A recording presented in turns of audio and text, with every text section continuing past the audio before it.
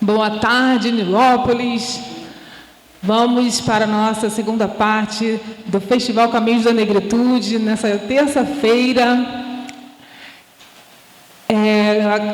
Agradecendo mais uma vez a presença de todos vocês, porque a África é aqui, é agora, é em Nilópolis.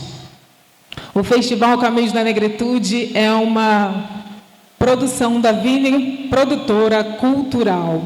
Realização: Governo Federal, Ministério da Cultura, Governo do Estado do Rio de Janeiro, Secretaria de Cultura e Economia Criativa do Rio de Janeiro e Lei Paulo Gustavo. Temos o apoio da Prefeitura de Nilópolis, Secretaria de Cultura de Nilópolis e Parque Sara Areal. Temos o apoio de mídia do Jornal dos Municípios, Nilópolis Online, Fala Nilópolis, Jornal O Dia e TV Nilópolis. Agora, vamos ter uma palestra com um profissional da Baixada Fluminense e eu peço que a gente receba essa pessoa com palmas, porque agora nós vamos receber Leandro Santana. Por favor, Leandro.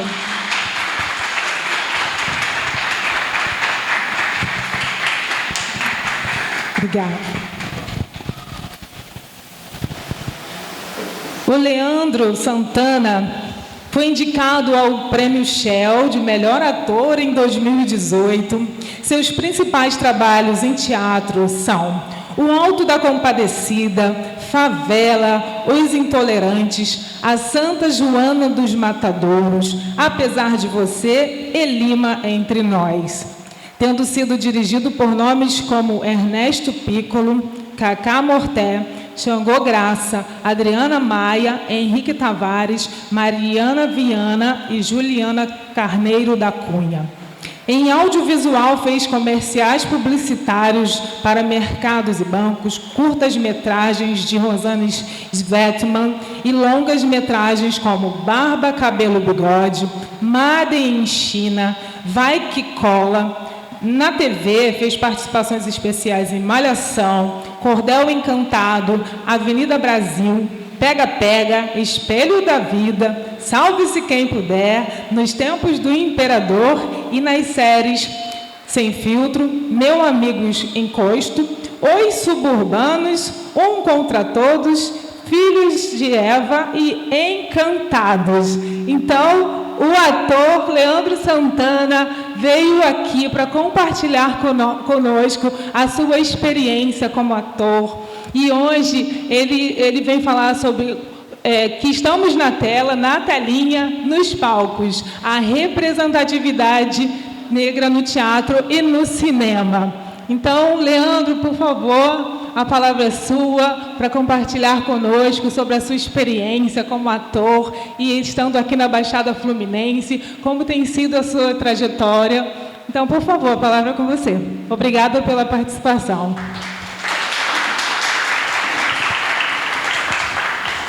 Boa tarde a todas, a todos e a todes. Uma presença maravilhosa aqui, uma galera incrível, uma satisfação muito grande estar aqui com vocês e de ser recebido aqui pela Nilce, querida.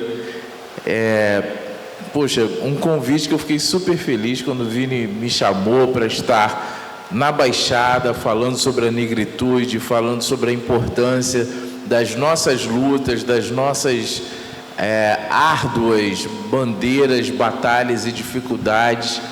É sempre muito bom, sempre muito bacana a gente fazer com que todo esse nosso histórico, toda essa nossa correria, todo esse nosso corre seja de alguma forma ventilado, para que a gente possa alcançar outros espaços ainda maiores para os nossos, que a gente possa de alguma maneira conseguir ampliar, né, a participação e os espaços dos nossos em todos os lugares, em todos os espaços que a gente chega, que a gente ocupa. E eu acho que isso é uma tarefa, uma função, uma missão que a gente tem e, obviamente, um evento, uma ação disparada nesse espaço-tempo, numa cidade da Baixada Fluminense, é um evento, uma ação que dialoga diretamente com essa possibilidade, com essa missão de ampliar, de abrir espaços.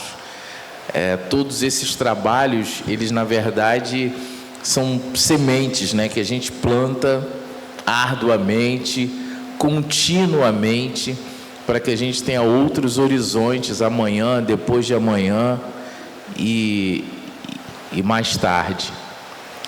Tudo o que a gente se constitui hoje vem de muito tempo, né? Em todos os aspectos da nossa vida. E na arte não é diferente. Todo o trabalho que a gente faz, todos os espaços que a gente consegue conquistar no campo artístico, sobretudo nós que somos artistas pretos, são espaços que foram calgados, que foram conquistados com muita luta, com muito esforço, com muita dificuldade, com muito empenho. Muitos dos mais velhos que vieram antes de nós, para chegar em espaços que nós chegamos hoje, sonharam somente, né? Projetaram, imaginaram, desejaram estar em lugares que a gente consegue chegar hoje. Não que sejam os lugares ideais, os lugares fim, os lugares onde nós temos uma projeção, né, de limite, vamos dizer assim, porque o infinito é o limite, né, na minha opinião, pelo menos. Mas é muito importante que a gente tenha essa consciência de que os espaços que nós acessamos hoje, eles foram projetados, pensados e sonhados por muitos antes de nós. Foram espaços, são espaços que a gente às vezes até acha, imagina, pensa, acredita que são espaços ainda menores, ainda pequenos, mas antes as coisas ainda já foram ainda mais difíceis. As coisas não são, nós não vivemos num mar de rosas, mas já tivemos situações ainda mais difíceis, né? Sobretudo nesse campo, nesse universo do audiovisual, nesse universo do streaming, nesse universo da TV, do teatro, das artes cênicas, das artes em geral. E eu queria começar assim, né, esse papo, essa troca, essa conversa. Quero muito que vocês entendam dessa forma, que a gente possa conversar e fazer disso uma troca.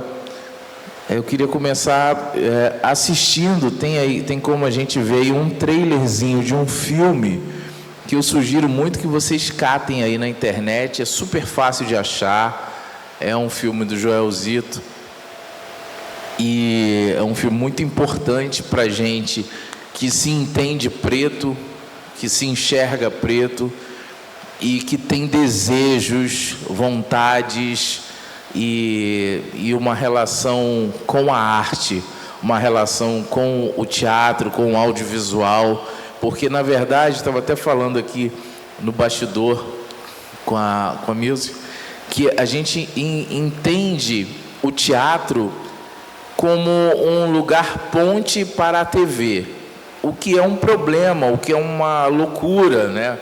Porque ele é, na verdade, uma paixão, um lugar de vida e de relações futuras e possíveis para tudo que você possa imaginar. Eu, por muitos anos, no início dos anos 2000, principalmente, eu dei aula muitas vezes naqueles cursinhos de férias que tinha na Estácio, e eu dava aula para turmas majoritariamente do pessoal do direito. Era muita gente, muitos advogados, muita gente, tinham professores também, médicos, mas eram muitos advogados. E eu achava maravilhoso aquilo, porque era isso, eles fazendo teatro sem ter o desejo de serem atores ou atrizes, ou de buscarem a utopia da TV, mas com a consciência de que o teatro poderia ajudá-los na sua relação interpessoal, até na sua fala nos tribunais, em como se portar diante de um júri.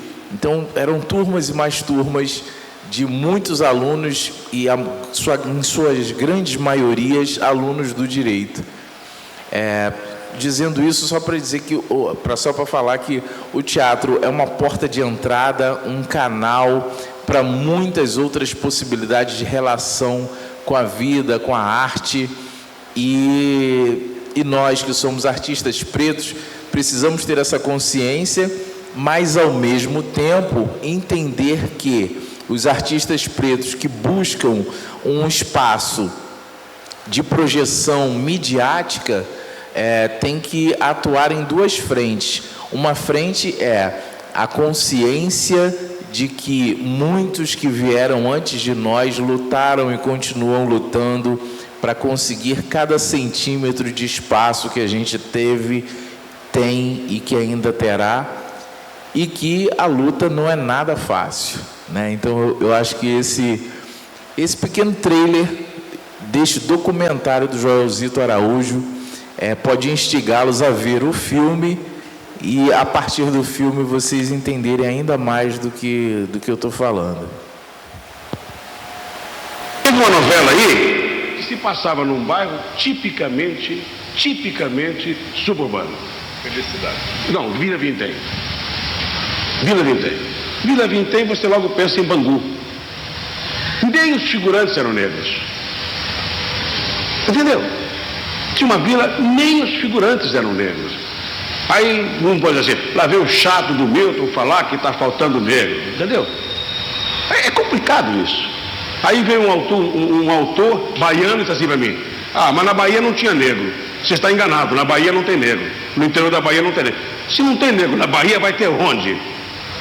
Entendeu? Então, eu acho que esse desejo de se ver retratado, esse desejo de se ver, né? Algum progresso vem sendo feito naturalmente. Hoje os comerciais já começam a incluir, né? Já há algum tempo os comerciais começam a incluir modelos negros, não é incluir modelos negros, começam a levar esse segmento negro como consumidor, que isso é business. Isso é um mercado ansioso para ver os seus dilemas, as suas dores, as suas contradições, os seus horrores, as suas tristezas e alegrias estampadas na tela. Eu acho que exatamente o fato de não ser nem branco nem preto complica mais. Por isso que eu estava falando dessa indefinição. Como o preconceito é disfarçado no Brasil, como democracia racial, não é? É mais difícil eu detectar claramente, eu poder testemunhar claramente, aqui eu fui vítima de preconceito, ali não. Exatamente por causa dessa absorção falsa, né? Então, eu acho que é por isso também que eu pude entrar em Suave Veneno, porque se fosse preto total, ia complicar. Então, é muito difícil, como é difícil enfrentar o problema no Brasil, porque nos países em que o preconceito é franco e aberto, o negro já está competindo com o branco. Quer dizer, como os Estados Unidos e a África do Sul. A luta, ironicamente, foi benéfica no sentido do progresso social do negro. Aqui no Brasil, esse disfarce. No meu caso, apesar de eu achar que eu represento, na verdade, com essa cor, a cor brasileira predominante, eu não, e que vai predominar, evidentemente vai ser a cor do futuro Brasil. Hoje em dia essa coisa é indefinida, exatamente o que eu estava falando. Porteiro no Rio de Janeiro manda eu entrar pela porta de serviço. Só não me mandam hoje andar porque eu sou famoso. Nossa novela aí no final do século XX, ela não consegue ainda atender a diversidade racial nesse país e acho, mais ainda, não sei, é uma intuição, acho que cada vez ela se ela abriu já nesse final dos 90, ela, no finalzinho mesmo, ela se torna muito estereotipada, né? A negona boazuda, o negão jogador de futebol, o negão ladrão, etc. e tal, e cada vez menos atores negros estão atuando. Eles estão todos contratados pela Globo, mas eles não estão atuando, né? Então é preciso que nós tenhamos aí, se nós somos 47%, 40%, é preciso que nós tenhamos pelo menos 30% aí atuando em cada novela, né? Porque afinal de contas a televisão é regida aí pelo governo, e é preciso que exista essa questão também didática para que nós melhoremos, né? Essa relação da pirâmide social, né? É preciso que os negros pobres tenham exemplo, já que a televisão é um grande veículo que atinge a todos, praticamente a todos nesse país. É preciso que nós tenhamos também os nossos médicos, os nossos advogados dentro da trama, não fora. Eu acho o seguinte, nós, atores negros, temos tão poucos papéis, e eu não estou... Você vê que eu estou desfilando aqui uma série de personagens, eu deveria estar mais do que satisfeito, contente e feliz. Mas eu não acho que estas coisas devam ser feitas como uma andorinha sozinha. Eu acho que tem que ter mais pássaros voando. Não existe nada mais angustiante do que você pousar num puleiro, olhar para um lado, olhar para o outro e ver que você está sozinho. É isso. E o título desse documentário, eu acho que já é uma sacada gigantesca do Joel Zito. Joel Zito Araújo, que dispensa comentários e apresentações, mas para quem ainda não sabe, depois dá um Google aí, que é um mestre, uma das colunas de sustentação da intelectualidade da arte brasileira. O Joel Zito vai fazer esse documentário nos anos 2000 e o título é A Negação do Brasil.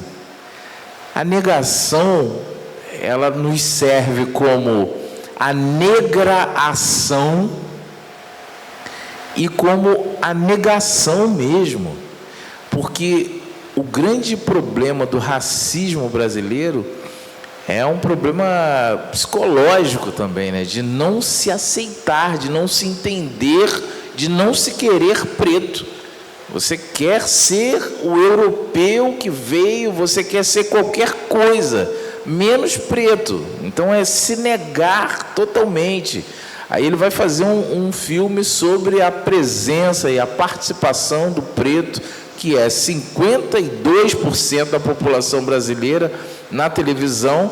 Eu lembro que coisa de 10 anos atrás, eu num bar com uma figura super importante da área de elencos da Rede Globo, e a gente numa mesa de bar, eu falei assim, me fala uma coisa, existe uma forma da gente descobrir o percentual de quantos atores pretos a emissora tem contratados? Isso há 10 anos atrás ainda era possível saber, né?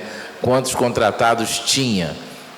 Sei lá, tem 2.000 contratados, e aí desses 2.000, X% são pretos, X% não são pretos. Hoje em dia não dá para fazer isso, porque se contrata só pela obra, a quantidade de atores contratados mesmo, né, é minúscula, mas essa conversa que eu tive com esse profissional da casa tem uns 10 anos. E, cara, não tem como saber isso, mas eu posso te afirmar que o número é ínfimo, é minúsculo, é pequeno demais, é vergonhoso. E aí a gente tem um marco quase que histórico e regulatório, que eu acho que tem que entrar para os anais da história de toda essa discussão. No dia 14 de maio, olha o tamanho dessa coincidência, gente, se é que coincidências existem. No dia 14 de maio, que é o grande dia do Holocausto preto brasileiro, no dia 14 de maio, estreia no Brasil a novela Segundo Sol. E a novela Segundo Sol, dia 14 de maio de 2018, a novela Segundo Sol é um marco no audiovisual brasileiro, não é na TV Globo. Ela é um marco no audiovisual brasileiro porque a partir da novela Segundo Sol, houve uma articulação que já vinha sendo costurada há muito tempo. Um movimento que é um movimento que bebe na fonte de várias outras ações que aconteciam e aconteceram no passado, desde sempre, desde Teatro Experimental do Negro, desde várias outras ações, vários outros movimentos, desde toda a revolta, desde toda a briga que Zósimo Bubu tem dentro da emissora, quando Sérgio Cardoso é convidado para fazer o protagonista de A Cabana do Pai Tomás e é convidado para fazer o protagonista de uma trama negra, uma novela sobre uma temática negra, e um grande ator, né, é convidado e a emissora pratica o blackface, pinta o rosto do Sérgio Cardoso de preto para ele fazer o personagem protagonista. Não tinham atores negros. O próprio Zósimo Bubu era um ator conhecidíssimo, atuava muito no mercado na época. Jorge Coutinho era um ator que estava em evidência naquele momento. Vários outros atores daquela geração estavam no mercado. Foi o Sérgio Cardoso que foi convidado para pintar o rosto de preto e fazer A Cabana do Pai Tomás. Bom, então, todos esses movimentos de indignação e protesto, eles servem de base, de letramento, de construção temporal e metodológica para um grupo de artistas e atores e atrizes, produtores, a partir do dia 14 de maio de 2008, falaram assim, não, chega, não dá. O que é isso? O que está acontecendo aqui? A novela se passa na Bahia. 97% do elenco são de atores brancos. O casting da novela é todo de atores brancos na Bahia. É isso mesmo? E não teve como segurar essa onda, esse movimento, porque já tinha as redes sociais. Aí você tem um movimento que se apoia numa modernidade que é nova também, que aí vai ter uma desestrutura ali dentro da relação da emissora com o seu público, né? As redes sociais, todo mundo foi fazer o seu protesto, postar vídeo, postar texto. Tem textão sim, vamos escrever, todo mundo metralhando daqui e dali. Opa, deu ruim, vamos dar um passo atrás, vamos discutir. E eu considero esse 14 de maio um marco na história do audiovisual, porque a partir deste forró-bodó, de toda essa discussão que se levantou, houve um movimento, não só um movimento preto, um movimento dos pretos, um movimento dos artistas pretos, mas um movimento dentro do audiovisual brasileiro, que também vai beber na fonte de outras ações e outros movimentos que estão acontecendo nesta ocasião no exterior, em Hollywood, principalmente, e a gente consegue dar um passo, um pequeno avanço, mas algum avanço, e consegue inserir não só um quantitativo muito maior, um quantitativo relevante de atores e atrizes pretos e pretas em todos os produtos, não só mais no produto selecionado, no produto escolhido, mas em todos os produtos, como também em outras funções que já brigávamos há muito tempo, né? Nas áreas de produção, direção, roteiro, autoria, fazer parte dos núcleos de escrita, de decisão e escolha, produção de elenco. Gente, até outro dia não existia um produtor de elenco negro na Rede Globo. Até outro dia, o Hudson Martins é um dos primeiros produtores pretos da emissora. É inimaginável. Então, assim, são lutas que parecem, que cansam, que desgastam e que parecem que não nos levam para lugar nenhum, mas elas, de fato, surtem efeito. De fato, elas fazem esgarçar o pensamento, esgarçar as ações e fazer com que as ações se ampliem, né? Com que as coisas, de alguma maneira, mudem, que as discussões façam com que a gente consiga chegar em outros lugares, em lugares possíveis. Enfim, estou falando pra caramba.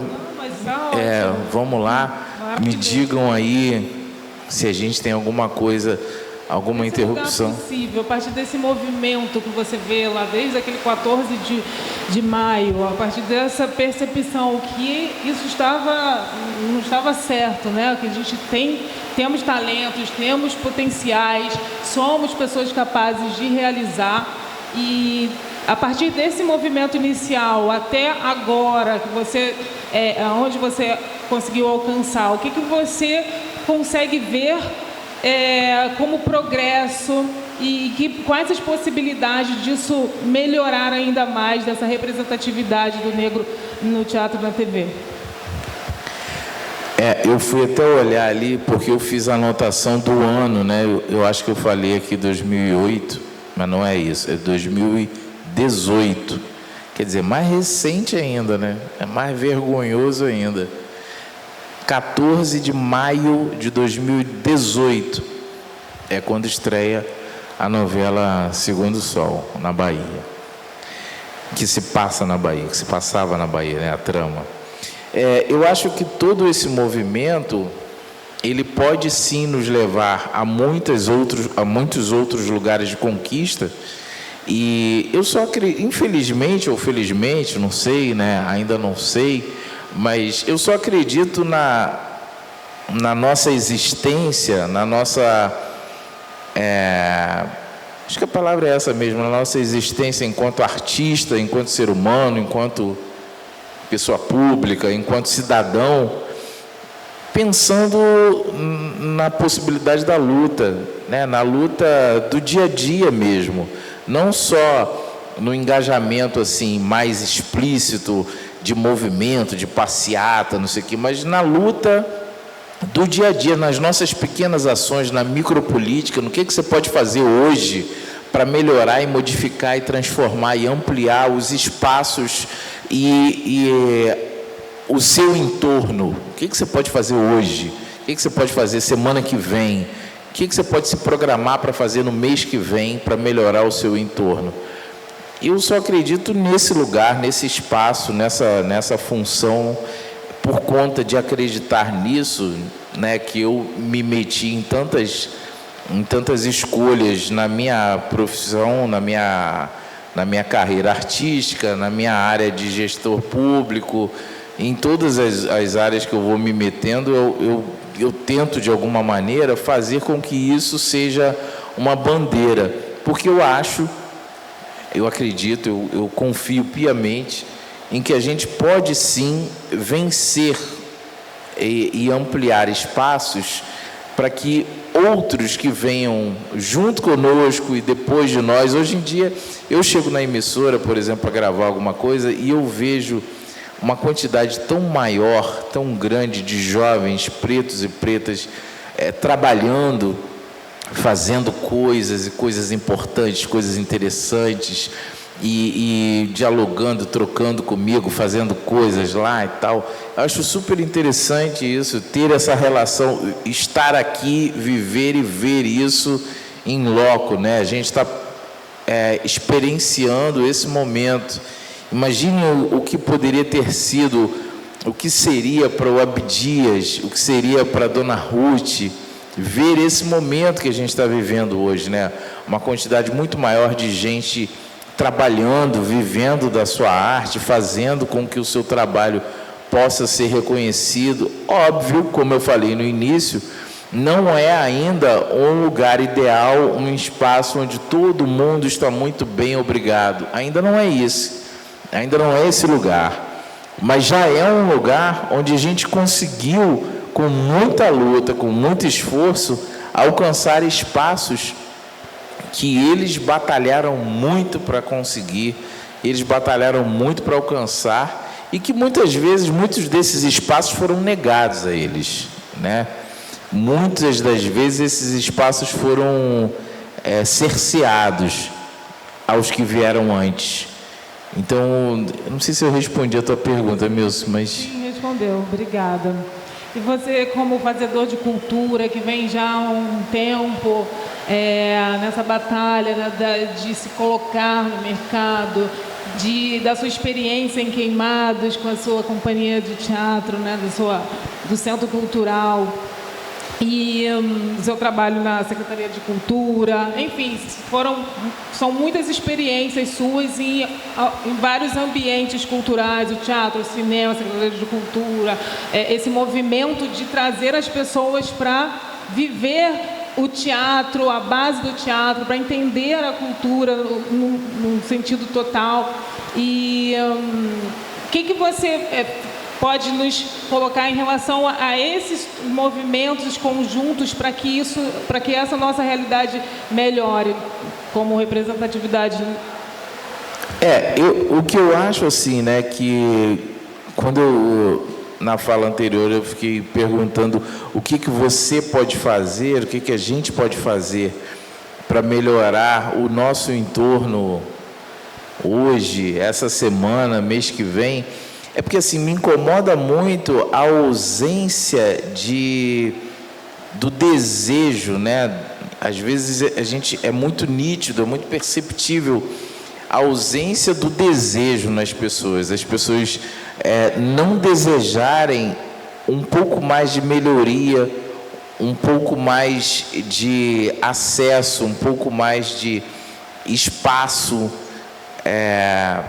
E a partir desse desejo, obviamente, vão vir questionamentos, vão vir cobranças e vai vir um engajamento, uma luta, uma busca por melhorias para si e para o seu entorno. Assim, se tem uma coisa que me entristece pra caramba é a gente ter conseguido lá em Queimados, a nossa companhia, a Companhia Teatral Queimados em Cena, e nós estamos juntos desde 2003, fizemos uma série de ações, muitos movimentos na cidade, nos apresentamos inúmeras vezes nos bairros mais afastados do município, fazendo teatro de rua, fazendo espetáculos nas quadras das escolas, e sempre pensando na possibilidade de acessar os moradores que nunca tiveram uma relação ou um contato direto com a cultura, com a arte, com o fazer teatral, e a gente sempre foi muito exitoso, sempre teve muito sucesso nisso. A partir destas construções, desse sucesso, muitos de nós fomos sendo chamados para ocupar funções públicas, uma para dar aula de teatro num lugar, outro para dar aula de teatro no outro lugar. Eu fui chamado para administrar o primeiro teatro da cidade, que é o Teatro Metodista. Entrei lá em 2008, comecei a fazer um processo de convidar os amigos que eu já tinha da carreira para se apresentar em Queimados gratuitamente, para a gente começar ali um processo de formação de plateia. Falava para os amigos da produção: olha, eu não tenho grana nenhuma aqui, mas eu estou no governo, estou administrando o teatro e eu consigo uma infraestrutura mínima aqui de divulgação, transporte, para pegar o teu cenário, o teu figurino, o teu elenco, e a gente faz uma quantidade bacana de matérias. Vem fazer um ensaio aberto aqui, vem fazer alguma apresentação aqui, para a gente ofertar para a cidade uma relação direta com o teatro, com a cultura. E também já vinha de um movimento que eu fazia na cidade, que era de conseguir, com os amigos de produção que estavam em cartaz no Rio, cortesias ou meia entrada para quem quisesse ir de Queimados até o Rio assistir espetáculos. E aí eu conseguia, com a Secretaria de Transporte, um ônibus que ficava na praça, no centro da cidade, e esse ônibus levava as pessoas para assistir os espetáculos, e que a gente conseguia cortesia ou meia entrada e tal. E eu estou dando esse histórico, falando dessas coisas, porque o que eu acho que mais me incomoda é que as pessoas hoje em dia não questionam muito, não cobram muito assim. que tenham mais ações, por exemplo, como essa, que está sendo realizada por vocês aqui. Tem que ter muito mais ações como essa, tem que ter no calendário oficial da cidade, tem que ter muito mais atividades como essa. Essa é uma discussão que tem que estar presente cotidianamente na política cultural do município. De que maneiras o trabalho que já vem sendo desenvolvido, um trabalho que vem sendo feito na cidade, ele pode ser ampliado, como é que ele pode ser mais aproximado das bases, das pontas da cidade, de que maneiras a gente pode discutir isso. E essas cobranças, elas podem e devem ser públicas, porque nós somos os cidadãos que pagamos os nossos impostos, nós somos as pessoas que moram nesses territórios e que precisamos ter nesses territórios, além de esgoto, saúde, educação, a gente precisa ter direito ao lazer, à arte, à cultura. A gente não pode se contentar com, asfaltou a minha rua, tem uma escola ali na esquina, um posto de saúde na outra, está tudo bem. Não, para que isso? Vou me meter nessa confusão de questionar que não tem espetáculo de teatro, show, não sei o quê. É o contrário. Estas relações de poder, de disputa, porque nós temos o poder, né? Nós, povo, nós elegemos, né? Esse é um ano, inclusive, que o nosso poder fica muito em evidência, e aí a gente, às vezes, não percebe isso, né? Quanto somos adulados, quanto somos queridos, né? Para demonstrar como nós temos poder. E nós temos, sim, a possibilidade de fazer esse nível de exigência. A gente quer, sim, ter um espaço como esse. Quando eu cheguei aqui, eu fiquei encantado com esse lugar. Oi? Teatro Jorge Lafon. Olha aí, não sabia do nome, que maravilha isso. Que lindo isso, saber que o nome do teatro é Teatro Jorge Lafon, não sabia. Que maravilha, emocionante saber isso. Lá em Queimados, quando a gente abriu a Praça Céu, eu escolhi, junto lá com as outras pessoas, batalhei muito para que o nome do teatro fosse o nome de um agitador cultural dali do bairro, que era o Delci de Souza, um cara preto que era quadrilheiro, que era o marcador da quadrilha, a Roça é Nossa, que era um movimento cultural que ele fazia ali no bairro, um dos bairros mais violentos da cidade de Queimados, que ele pegava aqueles jovens todos do bairro e falava: você tem que se envolver com isso aqui, ó, é isso aqui que você tem que se envolver, não se envolve com essa parada aí não, é com isso aqui. E aí passava o ano inteiro fazendo com que aqueles jovens pensassem no tema da quadrilha, no figurino, na temática, na pesquisa, não sei o quê, e aí eles desenvolviam a parada, faziam a Roça Nossa ir para a rua, disputavam no sambódromo, aqueles concursos que tinham no sambódromo de quadrilha junina. Era uma coisa aquilo, era um acontecimento na cidade. E o cara morava ali no bairro São Roque, e aí a gente chegou, conseguiu, a Praça Céu é o primeiro equipamento Praça Céu na Baixada Fluminense, o de Queimados, e a gente conseguiu fazer com que o nome ali fosse Delci. Eu e o Jorge Braga Júnior, meu parceiro querido, que está secretário de Cultura lá em Japeri, nós inauguramos o teatro fazendo o espetáculo Sapato Apertado, que era um sapato que a gente fazia dentro de uma programação enorme da Rede Baixada em Cena, que a gente articulou um tempo.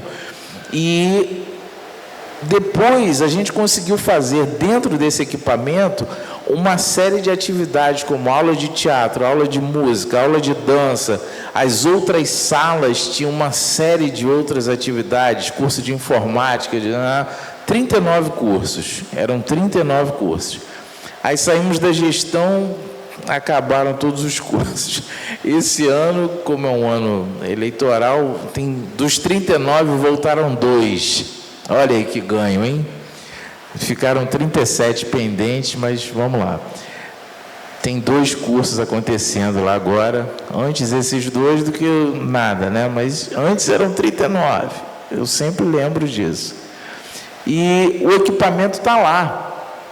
É uma conquista da população, uma conquista da cidade, que é fruto de todos esses questionamentos. As pessoas começaram a falar assim, não, mas a gente tem direito, a gente quer. A gente não quer somente o posto de saúde e a escola e a rua asfaltada. A gente pode ter um curso de teatro aqui, pode ter um curso de dança, pode ter um equipamento de cultura aqui no nosso bairro.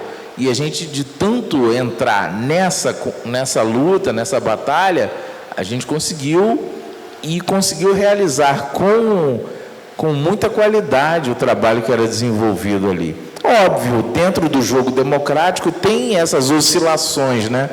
Tem uma gestão que... tem outra gestão que... é um ioiô que, infelizmente, acontece no processo democrático. Mas também faz parte do nosso cotidiano de cidadãos que atuam e cobram exigir que as coisas aconteçam, né? A gente fazia lá um festival de teatro super bacana, que provavelmente algum de vocês deve ter ouvido falar, que foram 9 anos de edições contínuas.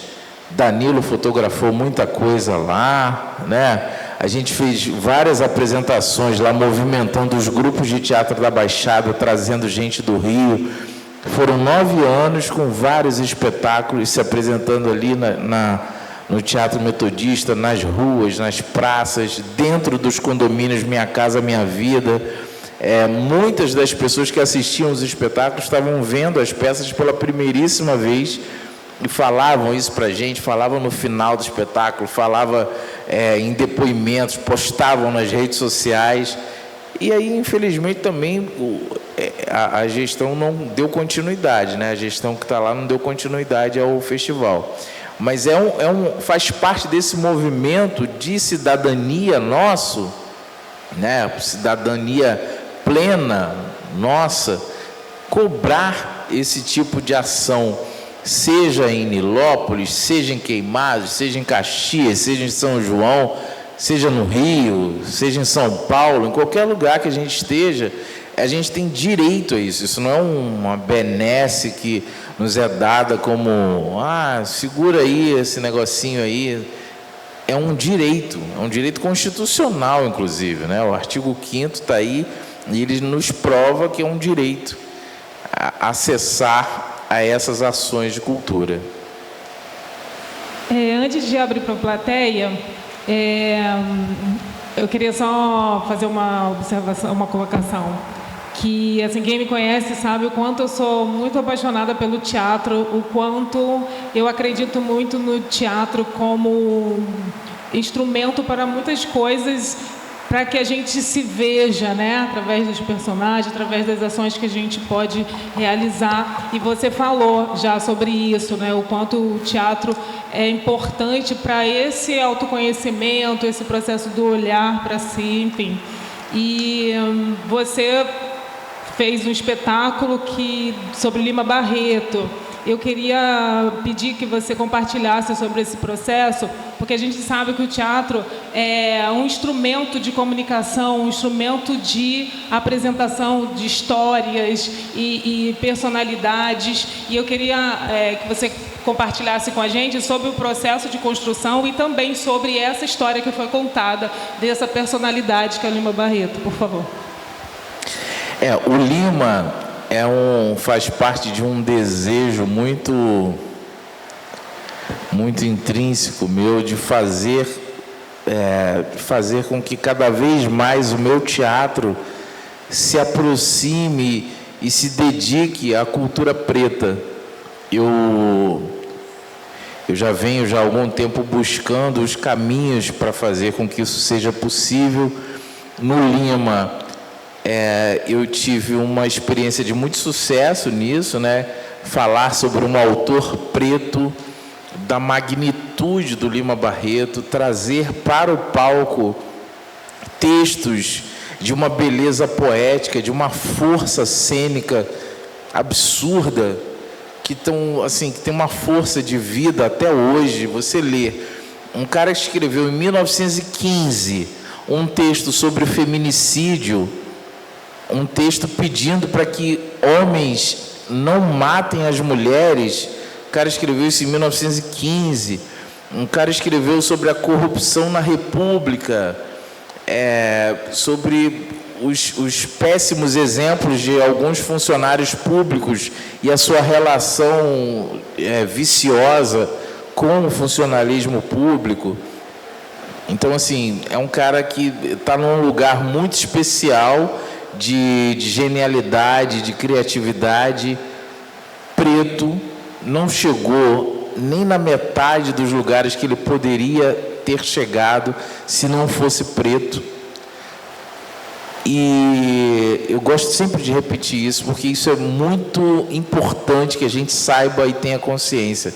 Não chegou nem na metade dos lugares que ele poderia ter chegado se não fosse preto.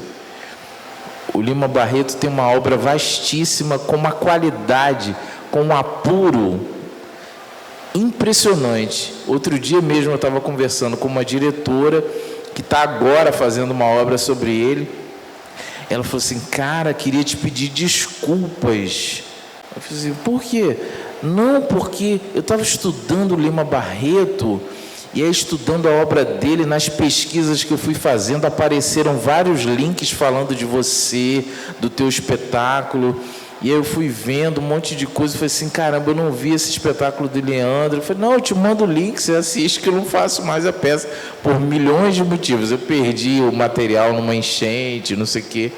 Mas você pode ver, eu te mando.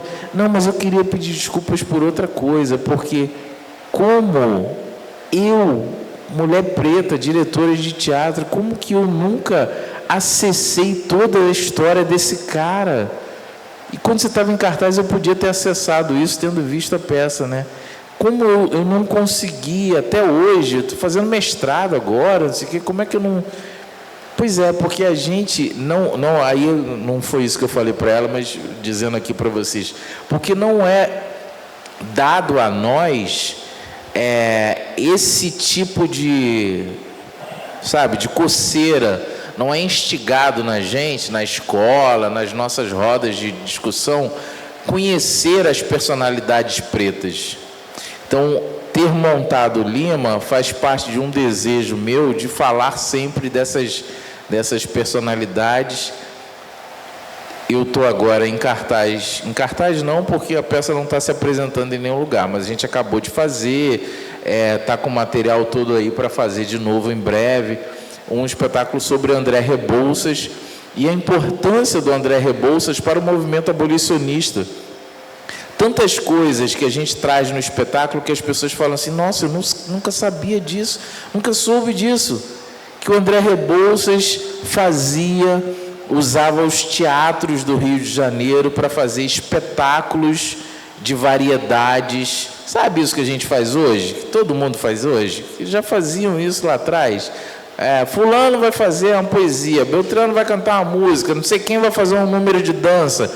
Shows de variedade, e aí cobrava, lá na porta ficava uma pessoa cobrando o ingresso.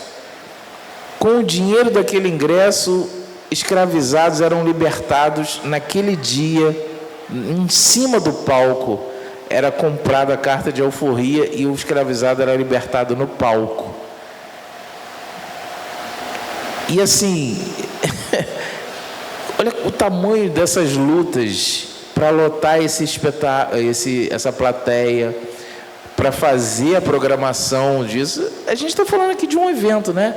Vocês produziram esse evento, né? Vocês sabem como é que foi para criar essa programação, para trazer público. É disso que a gente está falando. Eles criavam a programação. Quem vai cantar? Quem vai dançar? Quem vai não sei o quê? Não, tal hora fulano dança, tal hora tem a poesia do Cruz e Souza. Enchiam o teatro. Com o dinheiro do teatro, compra a alforria do escravizado fulano, da Beltrana, do cicrano. Isso é luta, gente. Essa galera fez a abolição e a gente só tem nome para uma mulher branca. Então a gente faz um espetáculo para contar esse processo, faz com uma linguagem bem divertida, bem simplória, para pegar juventude de escola, e a gente faz muito nas escolas, o espetáculo Os Rebouças. Estamos preparando um trabalho sobre o João Cândido, e a gente vai fazer também um infantil, A Bela Adormecida, que é a Bela Adormecida preta, que espeta o dedo num dendezeiro, e uma velha Yamin amaldiçoa ela para ela morrer, e não morre, vai dormir, não sei o que e tal. É isso, a ideia de falar do Lima só faz parte de uma ideia maior, que é, na verdade, trazer a nossa temática preta para o centro da cena, né? Para o centro da discussão. Porque é imprescindível que a gente esteja no centro da discussão e que a gente possa decidir o que a gente quer, que a gente possa decidir como a gente quer, de que maneiras a gente quer ser visto, de que maneiras a gente quer que falem de nós, se a gente quer participar da emissora X ou Y, se a gente quer fazer parte do reality X ou Y, se a gente quer participar do programa X ou Y. Acho que é imprescindível a nossa temática estar no centro das discussões, porque nós somos a centralidade do quantitativo de população desse país. E esse país deve a nós toda a sua construção de imaginário, de culinária, de cultura, de hábitos, de religiosidade, de tudo. Não tem para onde correr. É isso e acabou. Não tem, mas será que talvez? Não tem para onde correr. Ai, que lindo! Estamos no centro da discussão, dessa reflexão, a partir aqui do Festival Caminhos da Negritude. Então, já que o nosso tempo está terminando, nós vamos abrir para vocês participarem dessa conversa. Então, quem quiser fazer alguma pergunta, algum comentário, alguma observação, vai ter alguém com o microfone. O Rafael está com o microfone. Alguém gostaria de falar? Aqui o nosso amigo Fábio.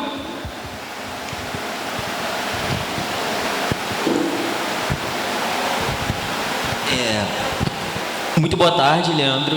Eu sou o Fábio, eu sou assistente de produção aqui do festival Caminhos da Negritude. Eu também sou aluno de produção cultural aqui do FRJ de Nilópolis. Que maravilha. E eu percebo que a gente estudando... antes, para construir minha pergunta também, eu sou também morador da Zona Oeste do Rio de Janeiro. E eu percebo estudando numa faculdade federal na Baixada Fluminense, numa região periférica do Rio de Janeiro, fazendo produção cultural, que isso incentiva com que outras pessoas da região periférica do Rio de Janeiro também vejam a possibilidade de estar ocupando esse local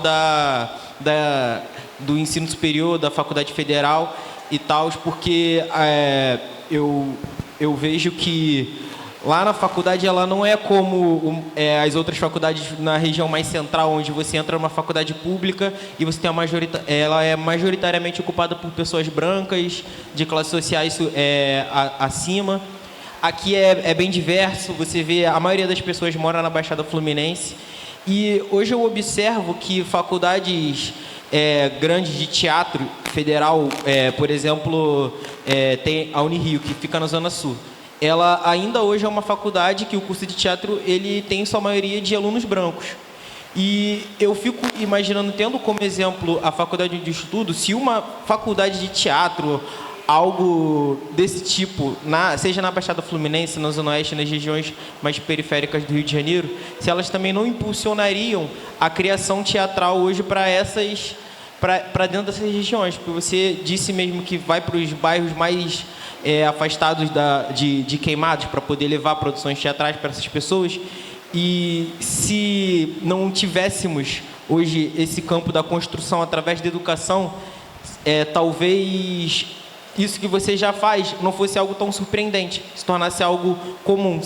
Se isso hoje é algo que já é possível ou ainda é um sonho distante que a gente tem? Então, eu anotei 3 pontos aqui da sua fala. Primeiro, começar mandando um salve para minha parceira Ana Luísa Lima, lá do IFRJ, e minha amiga jurada do Prêmio Shell junto comigo lá, que eu tô lá no Shell. Exu te ama, hein, Madison Vilela? Laroie. Então, o que você fala sobre artes cênicas é uma evidência gritante, né? Há muitos e muitos tempos. Eu fui convidado por um casal de amigos que eu tenho um carinho gigantesco, que é o Xando Graça e a Adriana Maia, para participar de uma roda de um grupo de estudos que eles têm na casa deles. Tinham, né? Nem sei se tem mais isso. Que era toda terça-feira, terças dramáticas. Aí lá ia eu, saía de Queimados para Botafogo para estudar textos de teatro. Saía de lá 11 horas da noite, meia-noite, para voltar para Queimados. Aí eu voltava sempre pensando, terça-feira que vem eu não venho. Eu sou maluco, não é possível uma coisa dessa. Como é que eu vou chegar em Queimados agora? Aí chegava na central, ficava aquele desespero para a van, não tem mais trem. Aí a van, aquela fila, aquele desespero. Na outra terça-feira eu voltava. Doenças teatrais. Enfim, lá no Artes Cênicas eu conheci umas 3 pessoas, porque toda terça-feira tinha uma galera fixa. E tinha umas pessoas que chegavam, que participavam, que a gente era muito maneiro. A gente estudava muito, aprofundava um estudo teórico sobre a dramaturgia de vários autores. Vamos estudar. O que está querendo dizer isso aqui? Isso aqui está fazendo uma relação com uma parada que aconteceu na época. Era uma delícia aquilo. E aí, ali eu conheci umas 2, 3 pessoas que eram da direção da Unirio, do corpo, da diretoria mesmo da Unirio. E eu comecei a falar com essas pessoas, pois é, muito legal. Em 98 eu fiz lá, eu fui ator convidado lá de uma montagem do Anjo Negro. E aí eu ficava vendo todo mundo fazendo lá o curso de ator na Unirio. Eu ficava com água na boca, mas, pô, esse formato que tem da universidade pública é para ferrar o pobre, né, cara? Como é que pode ter uma aula de manhã, outra aula de noite, uma aula de tarde? A gente não consegue trabalhar, não consegue fazer nenhuma outra coisa. Pois é, né. E comecei a discutir com elas todas a possibilidade da gente ter algum tipo de aproximação, de relação, de curso entre a Unirio e os atores dos grupos de teatro da Baixada Fluminense. E nós criamos juntos o Artes Cênicas em Extensão.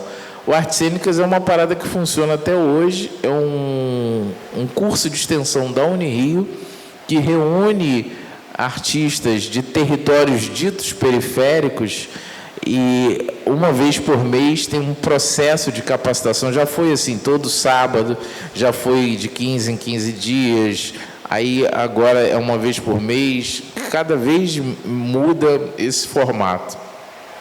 Reúne vários artistas de todos os territórios para fazer uma formação com artistas, com professores da Unirio e uma troca com os grupos da Baixada Fluminense. É uma parada muito interessante, que não é o mundo ideal, não é a Unirio na Baixada Fluminense, mas é uma troca muito interessante que já possibilitou e já despertou desejo em inúmeros artistas da Baixada de entrar na Unirio, prestar o vestibular, conhecer o universo, saber que é possível, discutir ali dentro e saber como que são as possibilidades de estar ali, prestar o vestibular e cursar a Unirio.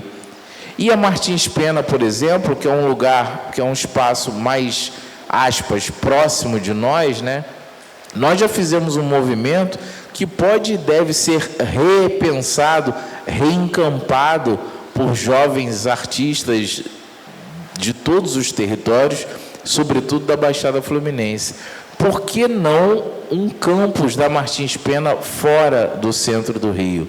Houve um momento que um político muito importante da Baixada, mais especificamente de Duque de Caxias, era responsável pela FATEC. E nós fomos em grupo até ele para dizer assim, pô, você é responsável pela FATEC. A Martins Pena é da FATEC. Por que não você não cria um polo da Martins Pena na Baixada, se você está fazendo uma série de pequenos polos CVTs espalhados em todo o Rio de Janeiro para dar aula de pedreiro, marceneiro, bombeiro? Todas essas áreas são importantes, mas podia ter também a área artística. É boa ideia, vamos pensar. Nunca aconteceu. Ele saiu da FATEC e o projeto não avançou. Mas é uma batalha, uma luta que pode sim ser encampada por artistas de todos os territórios, sobretudo da Baixada Fluminense. Obrigada. Para fechar, que o nosso tempo já se esgotou, tem uma participante ali que levantou já a mão, a gente vai ter que fechar com ela, porque o tempo esgotou mesmo, mas depois o Leandro pode tirar as dúvidas em outro momento. Por favor. É só uma observação, né?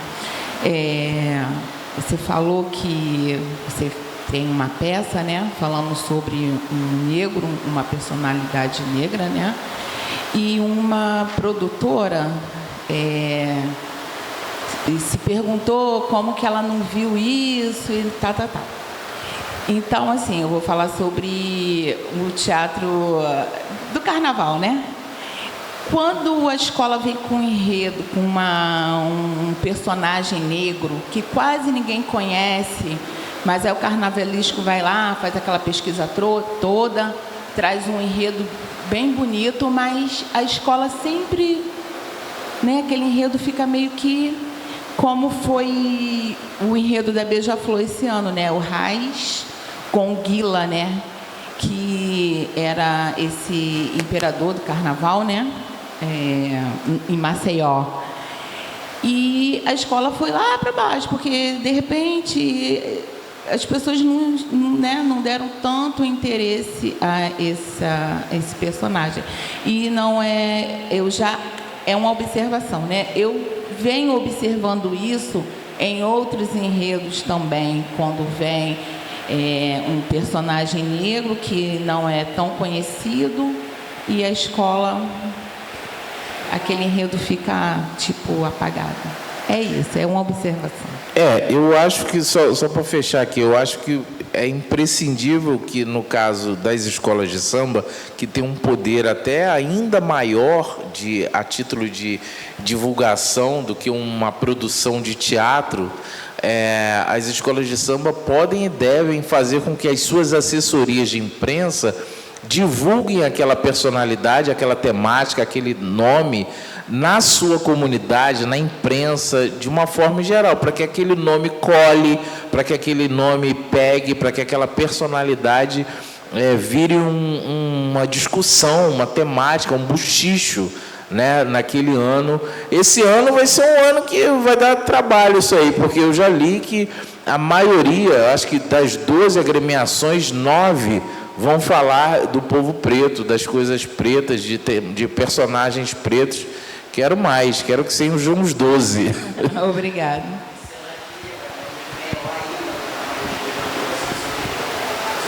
Olha aí, que o Laíla, que é o tema do... Que maravilha. Tomara que seja o Cridemar Aquino, que eles chamem para fazer o Laíla.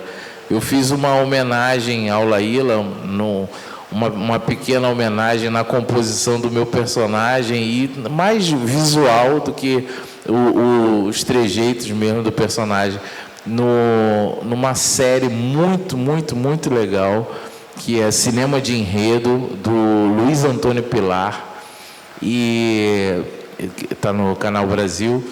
E nessa série a gente faz várias relações de amor que se passam nos bastidores das escolas de samba, nos entremeios, né, durante o ano, enquanto é feito todo o processo do carnaval, várias histórias. No meu episódio, são 12 episódios, no meu episódio, O Luiz Antônio Pitanga e a Elisa Lucinda foram mestre sala e porta-bandeira daquela escola de samba ali, da Trama, e por conta de divergências deles e da família, cada um seguiu o seu lado.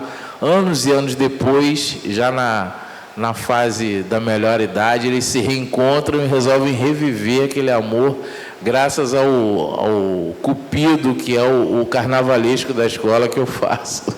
É bem legal essa série, bem bacana, do Pilar. Cinema de enredo. Ai, Leandro Santana, essa conversa teatral poderia ficar aqui, a gente poderia ficar aqui por mais horas, porque são assuntos muito importantes e interessantes, mas temos que fechar. Eu quero agradecer a sua contribuição para o Festival Caminhos da Negritude, agradecer a todos que estão presentes e te desejar sempre muito sucesso na tua trajetória. E obrigada. Palmas, por favor, para Leandro Santana. Obrigada, muito obrigada. Obrigada.